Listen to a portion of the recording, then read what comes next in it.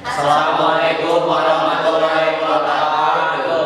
Nah, di sini dari kelompok 4 dari materi masa terpimpin.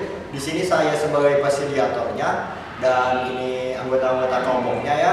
Langsung aja mungkin ke penjelasan perumusan masalahnya. Kemarin kan kita sudah merumuskan materinya gitu dari demokrasi terpimpin. Nah, selanjutnya di sini kita kan disuruh buat videonya gitu. Nah, kemarin juga udah merumusin 5 masalahnya. Yang pertama tuh deskripsi, yang kedua itu karakteristik, yang ketiga tujuan, yang keempat kekurangan dan kelebihan, yang kelima itu isi deskripsinya gitu. Nah, yang pertama kita membahas dulu tentang deskripsi demokrasi terpimpin. Nah, menurut saya dulu ya. Jadi menurut saya demokrasi terpimpin itu adalah suatu sistem kebijakan pemerintah gitu yang menempatkan segala kebijakan atau keputusan berpusat pada pemimpin negara.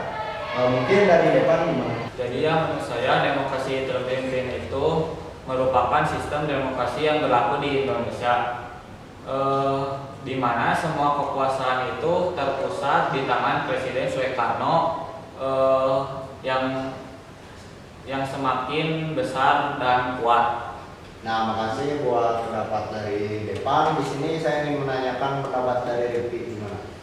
Menurut saya demokrasi terpimpin adalah sistem pemerintahan yang diperkenalkan oleh Presiden Soekarno pada tahun 1559. Hal ini kekuasaan berkuasa pada pemimpin atau kelompok kecil.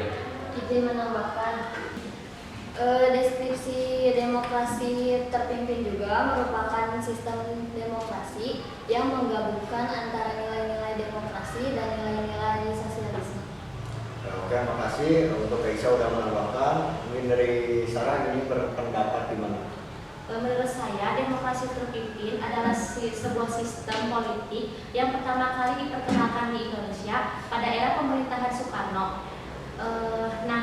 Sistem ini didasarkan pada ideologi politik Soekarno yang disebut sebagai Pancasila, yang didasarkan pada konsep kerakyatan yang dipimpin oleh hikmah kebijaksanaan dalam kemusyawaratan dan perwakilan.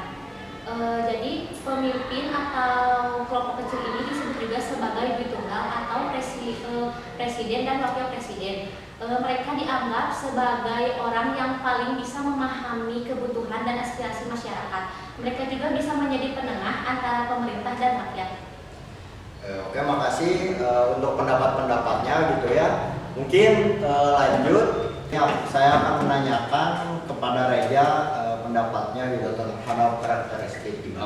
Menurut saya sendiri pada masa demokrasi kepemimpinan kekuasaan berpusat ke menjadi 3 yaitu ke Presiden Soekarno, TNI dan PKI. Berbeda dengan sistem sebelumnya didistribusikan terlebih dahulu oleh partai politik atau parlemen untuk mengumpulkan semua otoritas. Oke, makasih untuk Reja. Mungkin di sini saya akan menanyakan kepada Sophia pendapatnya gitu. Kekuasaan terpusat pada presiden, yaitu presiden memiliki kekuasaan yang sangat kuat dan dominan dalam pengambilan keputusan. Oke, mungkin ada yang mau menambahkan? Izin menambahkan, menurut saya karakteristik demokrasi terpimpin itu berfokus pada tujuan sosial dan ekonomi. Karena sosial dan ekonomi itu sangat penting bagi masyarakat serta bisa mengurangi kesenjangan sosial dan bisa meningkatkan kesejahteraan masyarakat. Oke, makasih untuk saya menambahkan dari Sophia. Lanjut aja. Tujuan. Nah, di sini saya akan menanyakan pendapat dari depan tujuan. Gimana? Jadi ya menurut saya tujuan demokrasi terpimpin itu membangun persatuan dan kesatuan nasional, memperkuat ikatan sosial dan meningkatkan rasa kebersamaan antar warga dan negara. Oke, makasih untuk depan. Mungkin saya akan melanjutkan ke yang keempat itu. Yang keempat tuh kekurangan sama kelebihan. Mungkin untuk di sini saya akan menanyakan Sarah untuk kelebihannya dan kekurangannya Sophia. Mungkin di sini saya akan menanyakan kelebihannya dulu. Dipersilakan.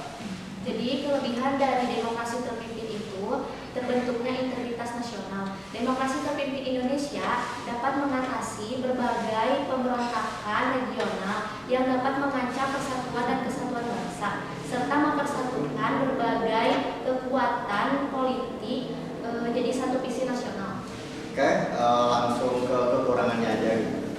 Lemahnya hak asasi kekuasaan presiden yang dapat menyebabkan pelanggaran hak asasi dan penindasan terhadap oposisi politik. Oke, makasih untuk Sophia. Oke, ini perumusan yang terakhir gitu ya, dekret presiden, isi dekret presiden. Di dekret isi presiden itu ada 4 ya. Yang pertama, oke, Reza sebutin. Oke, saya akan tadi saya akan Jadi 2 gitu. Oke, ini perumusan yang terakhir ya, isi dekret presiden. Jadi di isi dekret presiden itu ada 4, mungkin bakal ada 4 orang nih yang nyebutin ya. Yang pertama, kayak siapa aja ya, Buana? Oke, jadi untuk yang pertama yaitu menetapkan pembuaran konstituante. Oke, yang kedua, Rifki. yaitu menetapkan kembali UUD 1945 sebagai konstitusi dan tidak berlaku lagi UUD 1950. Oke, hasil yang ketiga.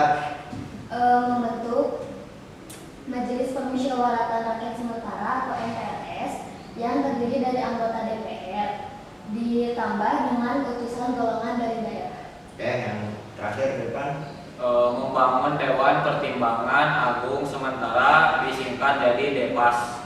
Oke, ini udah beres ya